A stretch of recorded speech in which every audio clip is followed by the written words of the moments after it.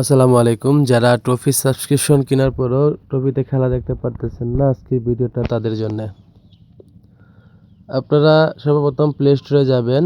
Play স্টোরে যাওয়ার পরে প্লে স্টোরে গিয়ে সার্চ করবেন ট্রফি। ট্রফি সার্চ করার পর আপনারা দেখবেন যে আপনাদের প্লে স্টোরটা কি আপডেট আছে নাকি আপডেট নেই। যদি আপডেট না থাকে তাহলে আপডেট করে নেবেন। তারপরে আপনারা যাবেন আপনাদের ফোনের সেটিংস অপশনে। নিচে স্ক্রল করবেন, স্ক্রল করে দেখবেন অ্যাপস লেখা আছে, অ্যাপসে চাপ দিবেন, অ্যাপস ম্যানেজমেন্টে চাপ দিবেন। তারপরে একটু লোডিং নেবে, একটু অপেক্ষা করবেন। সার্চ বক্স আছে, ওইখানে সার্চ করবেন ট্রফি। যদি সার্চ না করেন আপনারা স্ক্রল করে খুঁজে পেতে পারেন। এখান থেকে আপনারা ডাটা ক্লিয়ার মেরে দেবেন। ডাটা ক্লিয়ার মারার পর আপনারা আপনাদের ট্রফি অ্যাপসের পারমিশন অপশনে চলে যাবেন। এখানে যেগুলা অ্যালাউ আছে সেগুলা তো অ্যালাউ থাকবে, আর যেগুলো অ্যালাউ নাই সেগুলো অ্যালাউ করে দিবেন।